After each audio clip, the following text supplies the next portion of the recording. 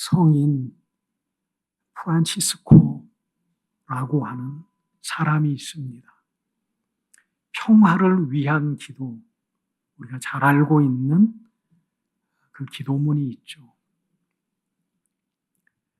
참 겸손한 사람이고 예수님을 본받아 살아갔던 가장 위대한 사람들로 중에 한 사람입니다. 그 제자가 하루는 천국을 보게 됐어요.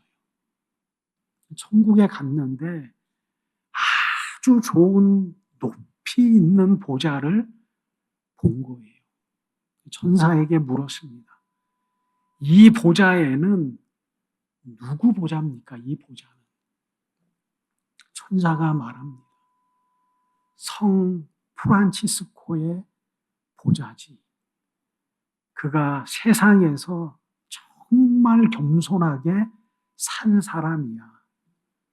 그래서 그 환상 중에서도 제자가 너무나 부러워했어요. 그래서 환상 중에 깨고 나중에 그 스승에게 묻습니다. 스승님, 당신은 자신을 어떤 사람이라고 여깁니까? 그러니까 프란치스코가 대답을 합니다. 나는 세상에서 가장 악한 사람이야. 제자가 화가 났어요.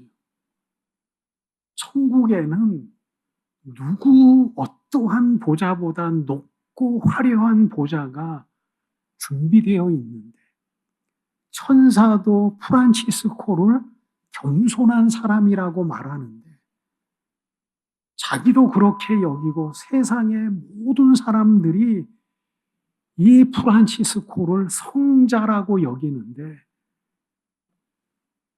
선생이 나는 세상에서 가장 악한 사람이야. 그렇게 대답하는 것을 보고 화가 났어요. 그래서 따지듯이 말합니다. 스승님, 세상에는 정말 살인자도 있고 악한 사람도 얼마나 많은데 사람들이 당신을 향해서 성자라고 얘기할 정도로 그런 분인데 너무 자만한 것이 아닙니까? 교만하지 않습니까? 너무 자기를 낮추는 것도 자만한 거잖아요. 그럴 때 이 프란치스코가 웃으면서 제자에게 대답을 합니다. 만약에 하나님께서 내게 베푸셨던 그 은혜를 다른 사람에게 베풀었다고 하면 그 사람은 나보다 더 뛰어난 사람이 되었을 거고 나보다 더 훌륭한 사람이 되었을 거예요. 제자는 프란치스코 스승의 그 말 속에 진심을 느꼈어요. 그래서 깊이 회개했다고 합니다. 세상에서는 겸손을 미덕이라고 여기지만 신앙 안에서 겸손은 생명과도 같은 거예요. 아담과 하와는 에덴 동산에서 하나님처럼 되고자 하는 교만한 마음으로 선악과를 먹고 쫓겨나잖아요. 오늘 본문의 배경이 되는 교회는 라오디게아 교회입니다. 라오디게아 교회는 부유한 교회, 세상으로도 영향력을 끼치는 교회가 라오디게아 교회입니다. 그런데 이 교회가 말하기를 뭐라고 말합니까? 나는 부자다. 나는 부유하다. 부족한 것이 없다. 예수님께서 그 교회를 보시면서 너희는 영적으로 부자야. 왜 이렇게 믿음이 좋으냐? 너희는 영적으로 참 소중한 믿음의 자산을 소유하고 있는 교회구나. 이렇게 여겨지면 말씀하시면 좋은데 그들은 스스로 자만하여서 교만하여서 말합니다. 나는 부족한 게 없어. 우리 교회는 부자 교회야.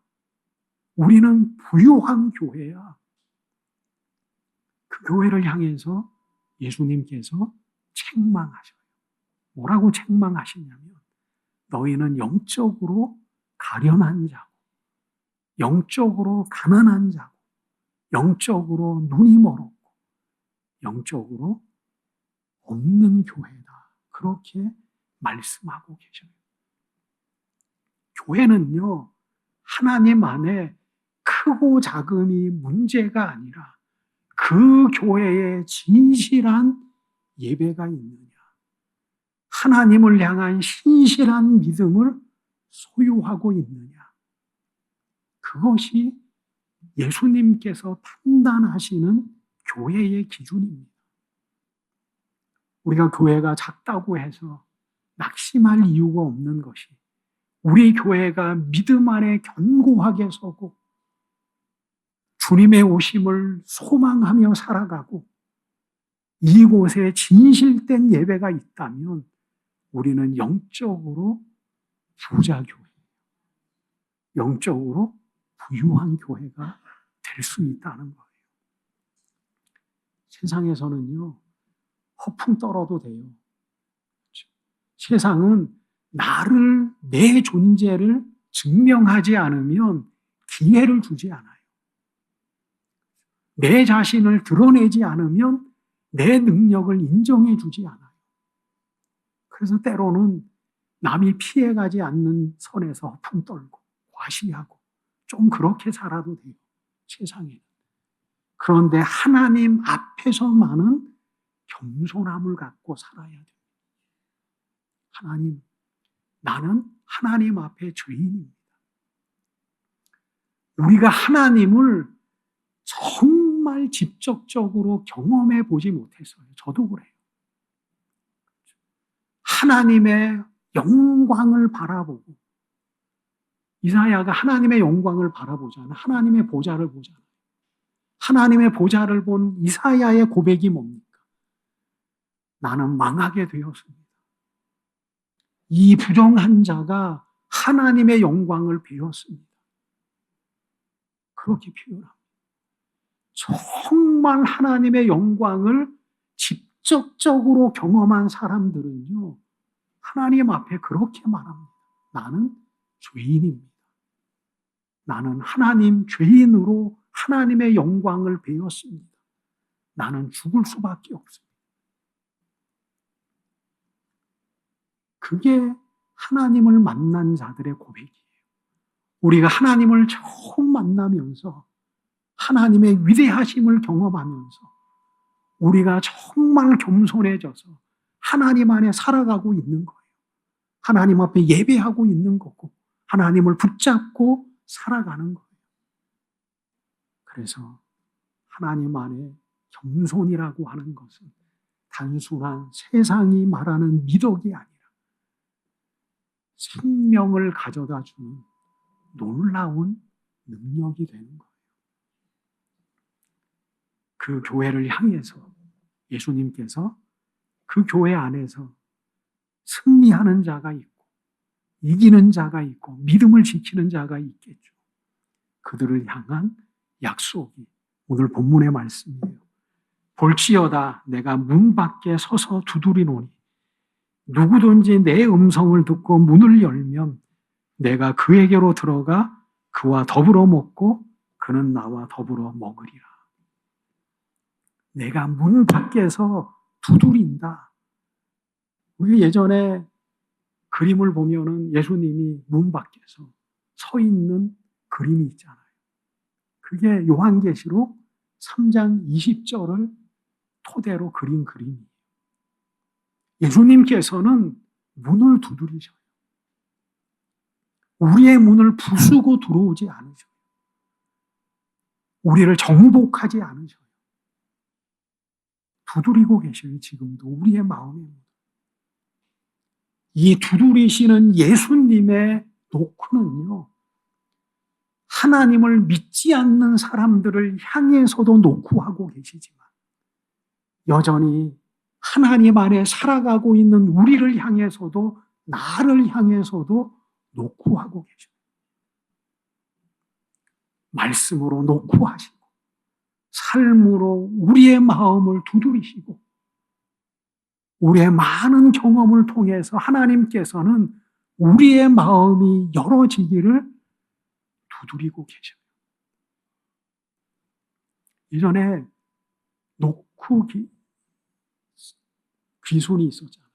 삼중 철책선을 넘어서 북한 군사가 그 삼엄하게 남북으로 지키는 그 철책을 넘어서 내부반에 와가지고 문을 두드리면서 귀순했어요. 얼마나 엄청난 일이잖아요. 만약에 그 군인이 귀순의 의도가 아니라 나쁜 의도로 왔다고 하면 쑥대밭이 됐겠죠. 예수님께서는 우리의 문을 놓고 하고 계셔요. 마귀는요, 우리의 삶을 지배하려고 해요. 우리의 분노와 우리의 악함의 감정 안에 마귀는 틈타요. 그래서 우리의 마음에 안주하려고 해요. 정복하려고 해요. 그게 마귀의 습성이에요. 그래서 성경에 보면 거라사 광인에 대해서, 귀신 들린 자에 대해서 기록하잖아요. 이 귀신 들려서 군대 귀신이 들렸어요. 집에 붙어 있지를 못해요. 무덤 사이에 거하면서 소리를 지르고 자기의 몸을 해하고 사람들이 도저히 안 되어서 쇠사슬로 묶어버리면 그것을 끊어버리고 그 동네에 골치 아픈 존재예요. 마귀는 그래요. 귀신은 점령하면, 마음에 거하면 인격이 없어요. 그 생각이 없어요. 생각을 지배해요. 의지를 지배해요. 그게 마귀의 주장이에요. 근데 예수님께서는 뭐예요? 전능하신 하나님은 온 세상을 창조하신 창조자 예수님은 우리의 마음의 문을 두드리고 계셔요. 우리를 인격적으로 대우하시는 거예요. 발로 뻥 차서 우리의 생각을 지배하고 우리의 마음을 지배하고 우리를 정복하고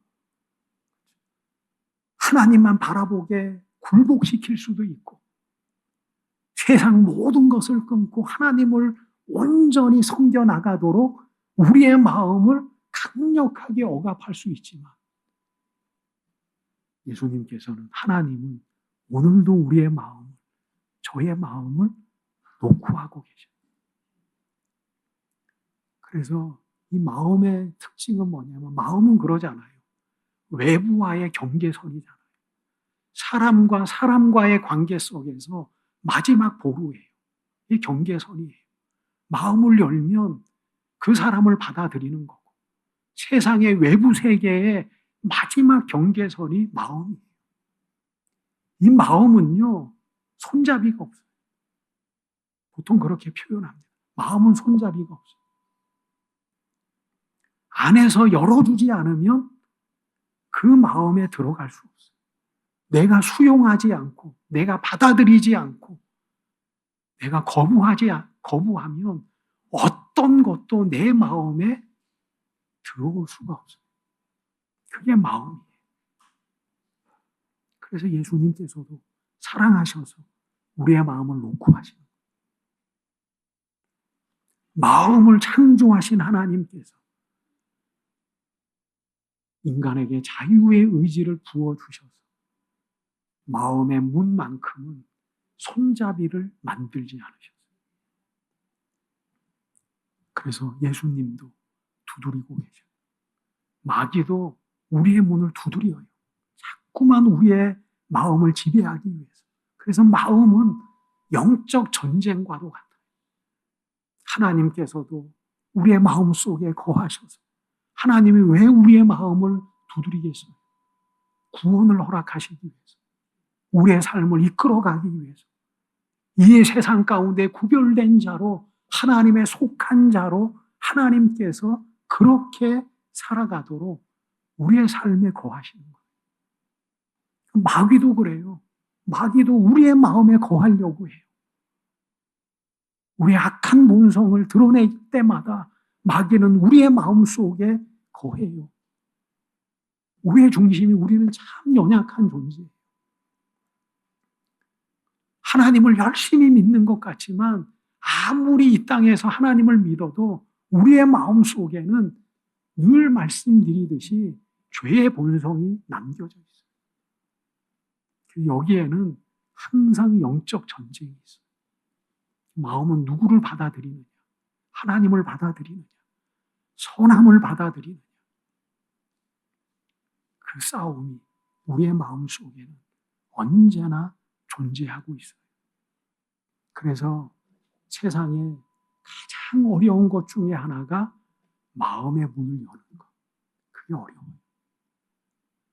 예수님께서도 하나님께서도 뭐예요? 당신의 말씀을 전도에 미련한 것으로 말로써 하나님의 복음을 나타내셔요. 능력으로 힘으로 나타내시는 것이 아니라 말씀으로 두드려요. 그래서 우리의 마음이 열린 거예요. 그래서 우리가 하나님 앞에 예배하는 거예요. 너무 감사한 거예요. 음성을 듣고 마음의 문을 열면, 그렇죠? 우리가 마음의 문을 열면 예수님께서 우리 위에 함께 하시는 거죠. 우리와 함께 하시고 구원하시기 위해서 함께 하시고 복 주시기 위해 함께 하시고 자녀 삼기 위해 함께 하시고 그게 우리에게 주시는 복입니다. 저는 이 함께라고 하는 같이라고 하는 이 공동체 언어를 제가 여러 번 말을 합니다. 여러분 만약에 함께 더불어 같이라고 하는 이 공동체 언어가 삶이 이 세상에 없다고 하면 세상이 얼마나 삭막하겠어요. 에드워드 리가 공익광고에서 그렇게 말합니다. 가장 빠른 나라 대한민국에는 가장 따뜻한 멈춤이 있습니다. 우리나라 얼마나 빨리 모든 것을 빨리 하잖아요. 외국 사람들이 와서 깜짝 놀랍니다. 그런데도 보니까 따뜻한 멈춤이 있더라는 거예요. 그렇죠? 어려운 사람을 배려하는 마음, 그런 마음도 있고 이 세상을 따뜻하게 하는 것이 뭐냐면 함께 더불어 우리가 마음의 문을 열면 예수님께서 우리와 더불어 함께 하셔요. 우리를 지배하지 않고 우리와 더불어서 손잡고 더불어 하나님의 그 영광의 은혜가 완성되어지는 순간까지 동행의 삶을 살아가시는 분이 예수님이죠. 그래서 우리가 마음의 문을 하나님 앞에 열어야 돼요. 열면 뭐해요? 그와 더불어 먹고 그는 나와 더불어 먹으리라. 식사한다는 거예요. 요한복음 14장에는 뭐라고 말합니까?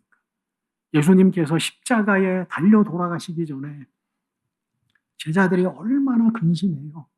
예수님이 떠나가신다고 하니까. 예수님께서 제자들에게 그렇게 말합니다. 염려하지 마.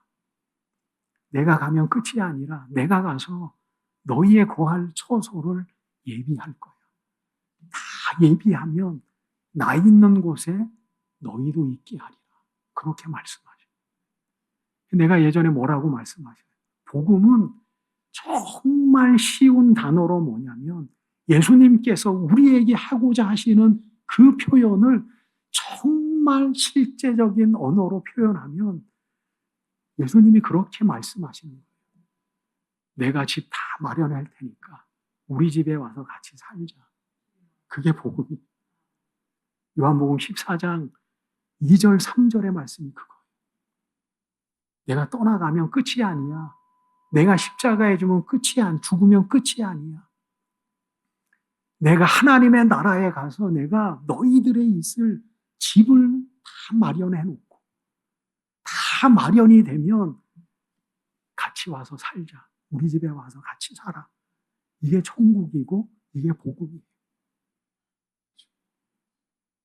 온 세상을 창조하신 하나님이 우리를 향해서 말씀하시는 거예요. 우리 집에 와서 같이 살아. 거기에는 죽음도 없고 슬픔도 없고 병마도 없고 내가 모든 것을 다 마련해 놓을 테니까 우리 집에 와서 같이 살아. 그게 복음의 핵심이에요. 오늘 또 뭐라고 해요? 오늘 설교의 제목같이 예수님께서 천국은 그거예요. 나랑 같이 밥 먹자. 밥 먹자. 그게 예수님께서 우리를 향한 초청이에요. 여러분, 식사라고 하는 것은요, 정말 친밀하지 않으면 같이 밥 먹는 것이 너무 어색하고 힘들어요. 물론 어떤 모임에 초청되어서 목적이 있는 식사는 뭐 괜찮아요. 지금 혼밥도 저도 잘합니다. 옛날에는 혼밥하는 것도 정말 어색했어요. 요즘은 세대가 그러다 보니까 이제는 식당에 가도 혼자 먹을 수 있는 자리를 준비하잖아요. 남과 더불어 식사한다는 것은 정말 친밀하지 않으면 함께 밥 먹을 수 없어요. 너무 어색하고 너무 불편해요. 부부간에도요, 어떨 때 크게 싸우면요, 부부간에 함께 밥 먹을 때도 정막이 오가요. 여러분들은 경험 못 하셨는지 모르지만 저는 경험했어요. 정말 부부간에도 싸우면은요, 아무리 같이 살아도 싸우면요, 같이 밥 먹으면 불편해요. 마음이 편하지가 않아요. 근데 예수님께서 우리를 향해서 뭐라고 말씀하셔요? 내가 두드릴게. 내가 너희를 정복하기 위해서 두드리는 것이 아니라 좋은 것을 주려고 두드리니까 마음의 문을 열어. 마음의 문을 열면 너가 나를 영접하면, 성경에도 뭐라고 해요? 영접하는 자가 하나님의 자녀 되는 거예요. 영접하면 우리 밥상 차려서 같이 밥 먹자. 쉽게 표현하면 그거예요. 밥상 차려서 같이 밥 먹자. 예수님께서 야, 너가 어떻게 나와 겸상하냐. 옛날에 외갓집에 놀러 가면요, 외할아버지가 계시고 삼촌들 3명이 있고요. 한 집에 그 주위에 다 살았어요.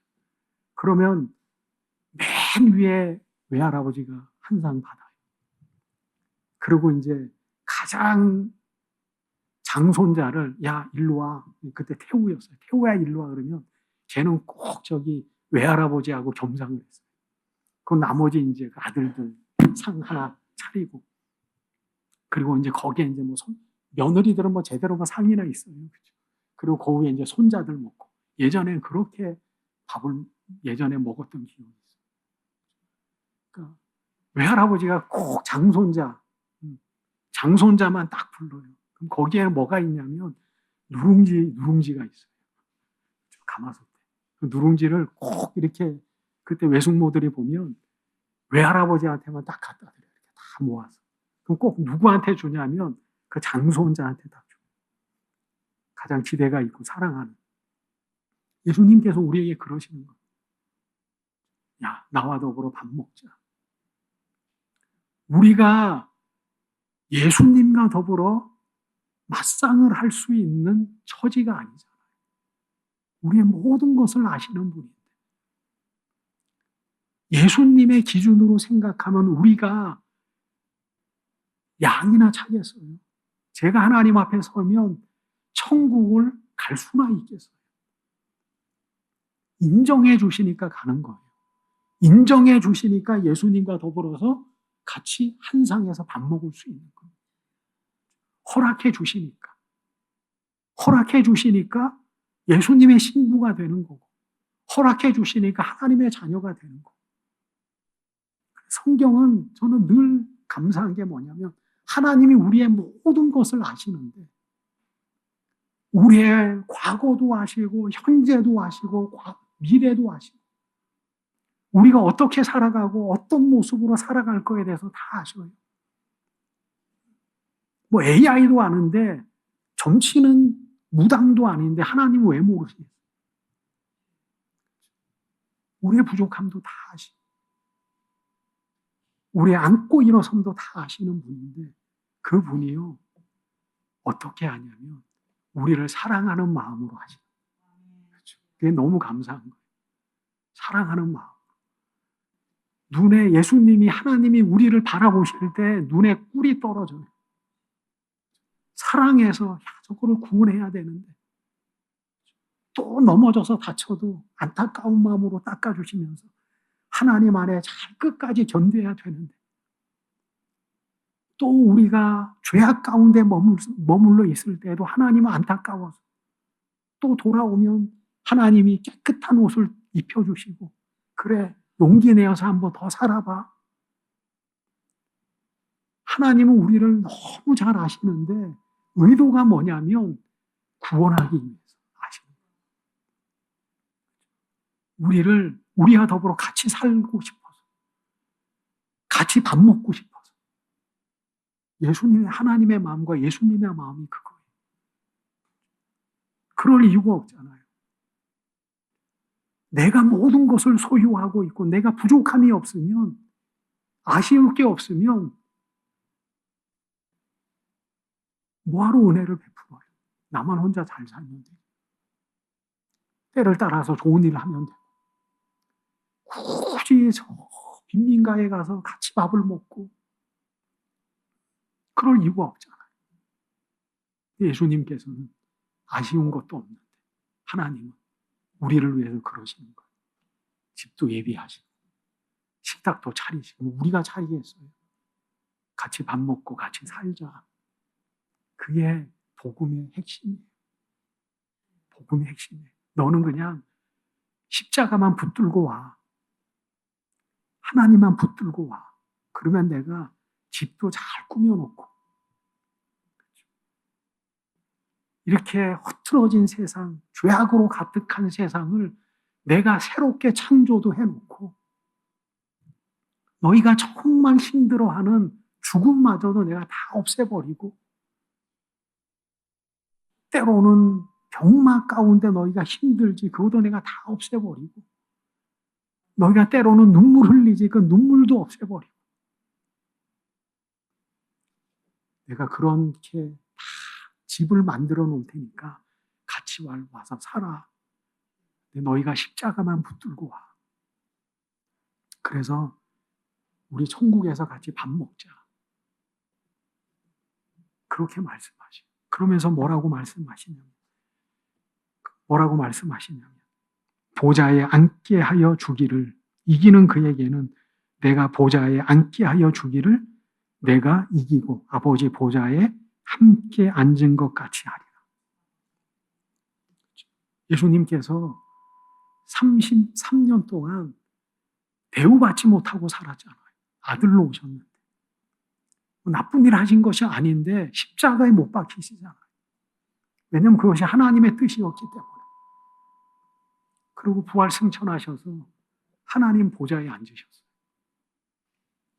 보좌라고 하는 것은 권세, 영광 그런 의미가 있어요. 그래서 요한계시록에는 하나님과 및 어린 양의 보좌 온 세상을 창조하신 하나님의 보좌 그 영광, 그 권세 예수님께서 말씀하시기를 잘 이겨. 세상에서 하나님을 믿기 힘들지 잘 이겨. 그래도 붙들고 살아. 참 어렵지만 하나님을 의지하며 살아. 이겨. 이기는 게 요즘 월드컵도 있지만 요즘 쫄려요. 이제 32강도 거의 뭐 갈까 말까 하고 있는데 싸워서 이겨야 되지만 이 신앙은 그게 아니잖아요. 여기는 다 싸워 이길 대상이 아니에요. 싸워야 할 대상은 세상이고 내 마음이고 하나님은 경쟁하라고 우리를 부르지 않으셨어요. 내가 저 사람보다 저 집사보다 더 열심히 내서 하나님 앞에 더 칭찬받아야지. 그 인간의 생각이 나는 그렇게 생각해요. 그래서 정말 잘하는 신앙은 뭐냐면 잘하려고 하는 게 아니라 함께 하려고 하는 거. 내가 목회하면서 신앙하면서 절실하게 느낀 게 뭐냐면 정말 잘하는 신앙은, 정말 하나님 안에 귀한 신앙은 잘하려고 하는 것보다 함께 하려고 하는 게, 그게 정말 귀한 신앙. 잘하려고 하면 경쟁심이 생겨요. 잘하려고 하면 인정받으려고 하는 마음이 점점 커져요. 그게 더 커지면 남을 무시해요. 그래서 나는 교회는 그렇다고 생각해요. 잘하려고 하지 마세요. 함께 하려고 하세요. 100점은 뭐냐, 200점은 뭐냐면 잘하면서 함께 하면 더 좋아요. 함께 해야 돼요, 교회는. 그래서 남을 위해 기도하고, 우리의 연약함을 돌아보고, 더불어 함께. 그게 교회의 공동체의 언어예요. 예수님께서도 뭐라고 해요? 너는 우리 집에 있는 뭐 하나의 물품이야, 그러지 않잖아요. 너는 우리 집에 있는 지붕이야, 뭐야, 그렇게 하지 않아요. 너는 나의 지체야. 지체는 다 연결되어 있는 거예요. 예수님이 그래 말해요. 예수님은 교회의 머리고 교회는 그리스도의 다 지체예요. 다 함께 하는 거예요. 담 걸렸더니 목소리도 죽었어요. 담 걸렸더니 모든 게 다 힘들어요. 다 지체니까. 다 지체니까. 예수님은 그렇게 말씀하세요. 보좌에 앉게 하리라. 지배하려고 앉게 하는 게 아니라 천국에 가서 노예로, 우리가 이 땅에서는 종같이 살아야 되지만 천국에서는 예수님의 보좌에 같이 앉게 하시는 거예요. 우리가 하나님의 나라 들어가는 그 영광의 순간을 뭐라고 해요? 혼인잔치. 우리의 신랑이 누구예요? 천사가 아니에요. 누구? 예수님이잖아요. 이명박 대통령 가면 영부인은 항상 같이 가요. 그렇죠? 옆에 같이 붙어. 대통령은 이재명인데 영부인은 옆에 같이 늘 동석을 해요. 어디 가서 환영 만찬이 있어도 대통령과 영부인은 항상 같이 앉아요. 동급은 아닌데 같이 대우를 받아요. 예수님의 마음이 그거예요. 우리를 사랑하는 마음. 보좌에도 함께 앉게 하시고, 우리를 특별한 존재, 신부로 여기는 거예요. 교회를. 예수 그리스도의 신부로. 오죽했으면 예수님이 뭐라고 그래요? 너는 내 친구야. 예수님은 다 내려놓으셔요. 뭐 자기의 위대함을 과시하지도 않고. 하나님을 믿는 사람들한테 너 내 친구야. 내 친구야. 우리를 그렇게 인정해 주죠. 그래서 이기는 자에게 내 보좌에 앉게 하리라. 그래서 우리는 시편 84장의 말씀과 같이 하나님, 나는 하나님의 나라의 문지기로도 있는 것이 좋습니다. 우리가 그러면서 천국 가면 돼요. 겸손하게. 나 그냥 하나님 나라에서 내가 먼지가 돼도 괜찮습니다. 그렇게 하면서 천국 가는 거예요. 천국 가면 어떻게 해요? 우리가 왕이 돼요. 왕노릇해요. 왜 왕노릇이냐면 만왕의 왕이 계시기 때문에. 우리는 그렇게 하나님 앞에 죄인으로, 사도 바울도 뭐라 그래요? 난 죄인 중에 괴수입니다. 그러면서 천국 가면 천국에서는 왕이에요. 만왕의 왕이 예수님이 계시고 우리는 다 왕이 돼요. 그게 하나님의 나라의 영광입니다. 우리가 언제나 하나님의 말씀 안에 오늘도 그렇게 주님의 거룩한 백성으로 약속하신 모든 것을 다 얻는 저와 여러분들이 되시기를 축원드립니다.